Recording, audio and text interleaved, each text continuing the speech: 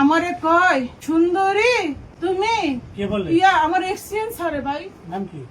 আবুল খায়ের আনুমানিক 10টার দিকে এস্টিমেটর স্যারের রুমে যাই, গিয়ে আমি স্যারকে বলি স্যার আপনি যেভাবে যে টেন্ডারটা লটারিটা করে ফেললেন, আমি যে ঠিকাদারকে অবগত করলাম না, এবং উল্লেখ থাকে একটি উইনার লিস্ট, একটি উইনার লিস্টে এবং একটি কাগজ থাকে, ওটার মধ্যে ইয়া যে উপস্থিত থাকে, যে ঠিকাদার গুলা যে লটারির সময় যে উপস্থিত থাকে, ওইরকম একটি আমি ধারাবাহিকতায় আসি, তাহলে বিষয়টি পরিষ্কার হবে।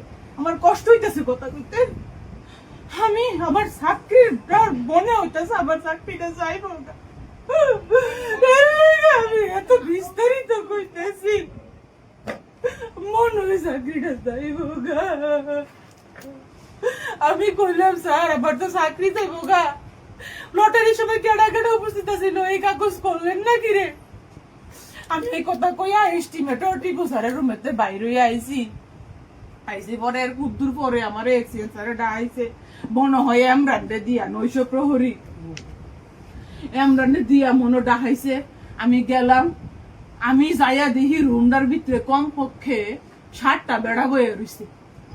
আমি যাই সেরে এমনি দাঁড়াইছি, সবাই বয়ে রইছি, ইহানো অ্যাকাউন্টেন্টও আসিল রাসেল, আমার যতটুকু মনে পড়তেছে অ্যাকাউন্টেন্ট রাসেল আসিল, নির্বাহী প্রকৌশলী স্যার আসিল, আসগর আলী স্যার আসিল, তারপরে আর কেটা টিপু স্যার আসিল, এক্সিএন স্যারের সাথে পাশে বসা এক্সিএন স্যার ছিল, তারপরে অ্যাকাউন্টেন্ট সাহেব বসা ছিল, উনি আর আমি সেম ডেজিগনেশনের।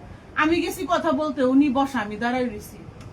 তারপর আমি যাওয়ার পরে কয় কি ফাঁকনামি করো, আমার উপরে দিয়া কথা কও, তোমার এই চার্জ করার ক্ষমতা কে দিছে? তুমি যে টিপু স্যারকে যে চার্জ করলা যে আমাকে উইনার লিস্ট দেন, আমি জীবনও উইনার লিস্ট চাইছি। আমারে কয় সুন্দরী তুমি কে বলে? ইয়া আমার এক্সচেঞ্জ স্যারে ভাই নাম কি? আবুল খায়ের কি বলে? বললে কি সুন্দরী তুমি প্রশাসনিক ব্যবস্থা শিখাইতে আসছো আমাকে, আমি এত জায়গা চাকরি করতে আসছি, তুমি আমাকে প্রশাসনিক ব্যবস্থা শিখাইতে আসছো? এই টিপু ওরে ধর। টিপু আমাকে এরকম ফিচ্ছা মুড়ে এরকম ভাবে ধরছে, আর এক্সিএন আমাকে এরকম ভাবে এখানে ধরছে, উনার হাত আমার এখানে এড়াইয়া গেছে। আমি বাসার যাই সেটা আমি দেখছি। কেন ধরছে? আমাকে নাকি আমি সুন্দরী, আমাকে নাকি বুঝাবে প্রশাসন কি উনি আমাকে বুঝাবে, আমাকে উনি হুমকি দেয়, প্রশাসনিকের কথা কইতে আইছো 1-2 তে তোমারে বদলি করে দেবো, এবং উনি তাই করছে।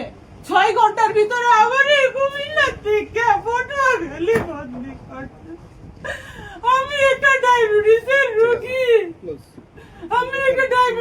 রোগী, আমার ছেলে মডার্ন স্কুলে পড়ে, ওরে আমি আনা নেওয়া করে, আমার স্বামী সংসার, আমার শাশুড়ি দিনের বেলা 100 বার মাথা ঘুরা পড়ে জায়গা, আমার সংসার আমাকে আনুমানিক 6 ঘন্টার ভিতরে বদলি করছে।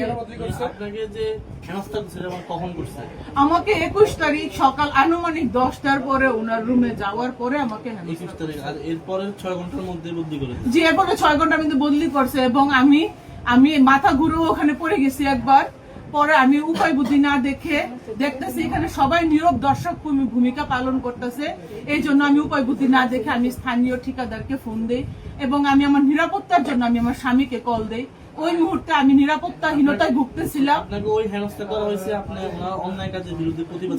জি আমি অন্যায় আর উনি আমার কাছে টাকা চায়। কত টাকা চায়? উনি আমার কাছে 5 লক্ষ টাকা চায়। কেন? উনি আমাকে বদলি ঠেকাই দিবে। আমি ওনার রুমে গেছিলাম, পরে আবার বলে স্যারের কাছে মাপটাপ চাইতাম, বলে স্যার যাই হইছে স্যার আমারই দোষ স্যার, আপনি যেহেতু কর্মকর্তা স্যার, আপনি স্যার আমার অভিভাবক স্যার, আমারই দোষ স্যার, আপনি আমার মাফ করে দেন স্যার, আল্লাহর রস। এরপরে আমি কি করছি জানেননি, আমার জামাই রেলওয়ে ঢুকছিলাম তো স্যার, শুনেন না, আমার জামাই রেলওয়ে ঢুকছিলাম তো, পরে আমি ইয়া করছি কিন্তু আমার জামাই রেখেছে গো তুমি এটা কিন্তু ভিডিও করো, এমনি আর লক করুন বাবা দেখা জানা। পরে আমার জামাই ওনারে ভিডিও করছে, আমি ওনারে জিজ্ঞেসি স্যার আপনি আমার কাছে কিসের টাকা পান, উনি কোনো উত্তর দিতে পারে না। আমি ওনারে বলছি আমি প্রশাসনিক দায়িত্বে আছি এখানে, আপনি আমার কাছে প্রশাসনিক কাগজ চাইতে পারেন স্যার, টাকা সংক্রান্ত বিষয় অ্যাকাউন্টস বলতে পারবে স্যার। আমাকে প্রথমত বিগত কয়েক মাস যাবত আমাকে মৌখিকভাবে সরাসরি কানে কানে আমাকে আস্তে আস্তে আমাকে বলা হয়েছে যে তুমি উপরে না, নেমে আমাদের আসো। ভিডিও করেন, তারা সমস্যা নেই, দূরে গিয়ে অনৈতিকভাবে করেন। তারা অনৈতিকভাবে তারা উপরে বসবাস করে, আপনারা কিন্তু একটু দয়া করে উপরে যাইয়েন, আলামত সংগ্রহ করেন, উপরে যে মানুষ থাকে কাপড় চুপড় সব আপনারা আলামত ইয়া করেন। তো এই অনৈতিক প্রস্তাব দিতে আছে। এরপরে আমি দাপ্তরিক বিষয়ে খুবই সতর্ক, আমি কর্তব্য পালন করি এবং আমি অনৈতিক প্রশাসনিক কিছু হইতে আমি রাজি না। যে কারণে আমার প্রতি এরকম প্রতিহিংসামূলক এবং সবসময় আমাকে সুন্দরী বলে এটা